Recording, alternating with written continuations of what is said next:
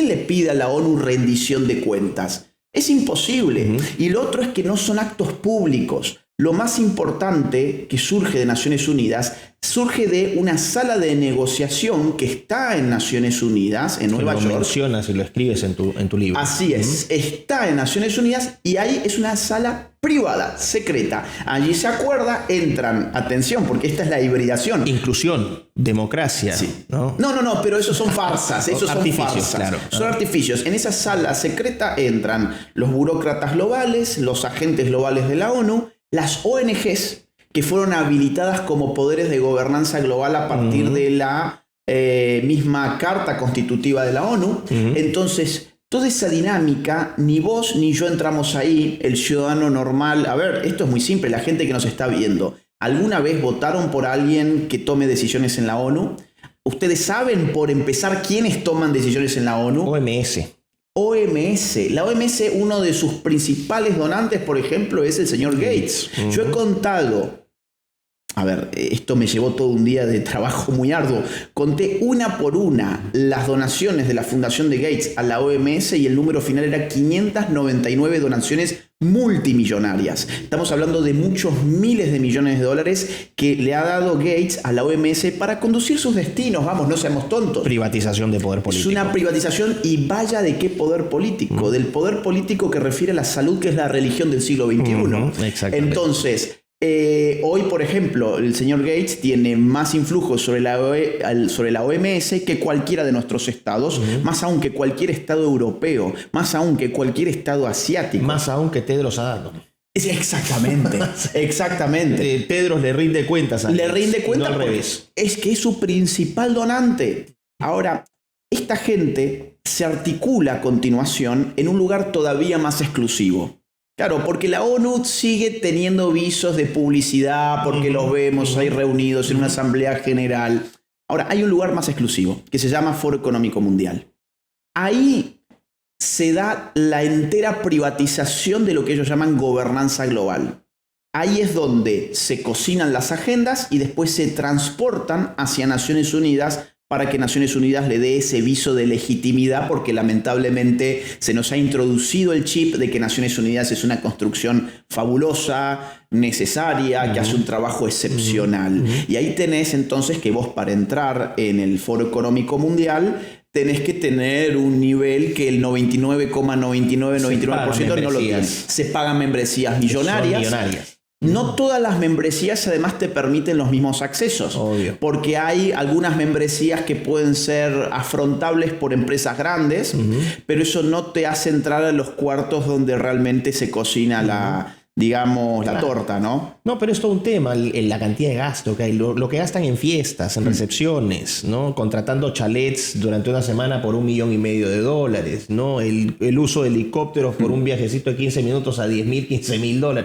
Es una locura, es una orgía de dinero, ¿no? Esa es la élite global. Los que se juntan ahí son la élite global. Y es sabido y está medido que Davos, que está en Suiza, nunca se ve tan contaminada como los días del año en que esta gente se reúne. Porque todos van en jets propios, privados. Todos vuelan en aviones de lujos que son privados, que gastan un montón de combustible, CO2 y demás para hacer llegar a 3 personas cada uno. Entonces, estos son los mismos que después llegan, agarran los micrófonos y dicen: necesitamos planes políticos contra el cambio climático. Después se suben a su avión y se van al próximo destino y en general se pasan de fiesta en fiesta. La gente que ha ido allí cuenta, por ejemplo, que las conferencias que salen por internet no las ve nadie, nadie las ve. Uno puede entrar, tiene 1.000 visitas, 2.000 visitas, y que la gente que ha pagado por estar ahí, la mayoría ni siquiera asiste a esas conferencias. ¿Por qué? Porque en realidad no importa la conferencia, importa el networking. Eso es lo que importa es, y después a nivel decisión y negociación, lo que importa son ciertos salones de acceso muy restringido en el que, bueno, ahí ya no entra cualquier invitado al foro. Ahí el ticket tiene otro precio. Sí. Efectivamente es un espacio para hacer lobby económico, ¿no? Sí. Donde se cierran grandes negocios que involucran en muchos casos a los estados, ¿no? Donde empresas privadas van a lograr, por ejemplo, el rol de proveedores del estado. Ahí tienes contratos, licitaciones públicas, etcétera. Son contratos millonarios. Pero disfrazan todo porque son en realidad metacapitalistas. Son capitalistas que no quieren realmente competir en libre mercado, sino que van a buscar la protección de los políticos y los negocios sucios con los políticos.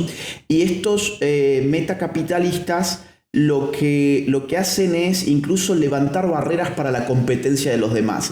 A ellos les conviene, por ejemplo, legislación de paridad de género o ese tipo de cosas para ir minando a las empresas que podrían llegarles a hacer competencia. Todas estas regulaciones medioambientales que destruyen sobre todo a los países subdesarrollados, mientras los desarrollados ya con toda la contaminación que han lanzado no les importaría hacer un giro, a los subdesarrollados sí. Y eso se cocina ahí. Eso es lo más interesante. Zizek, que es un autor, es un autor esloveno y es además marxista, eso es estalinista incluso.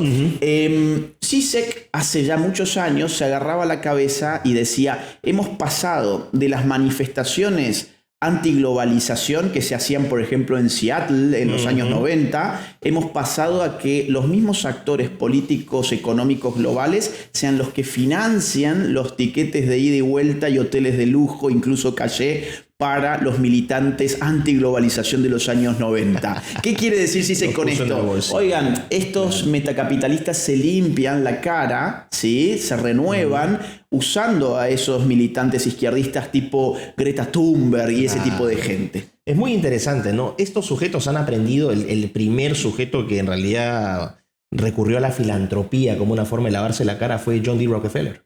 Exacto. John D. Rockefeller fue el primero en decir, porque tenía una imagen pésima, era la época de los robber barons, los varones ladrones a fines del siglo XIX en los Estados Unidos. Grupo de gente muy poderosa, con mucho poder económico, muy similar a lo que está ocurriendo ahora, que controlaban todo el sistema económico y también el sistema político, trabajando sobre todo a corrupción a nivel de gobiernos locales. Eran unas joyas. Rockefeller tenía una pésima imagen pública y él crea la fundación John D. Rockefeller.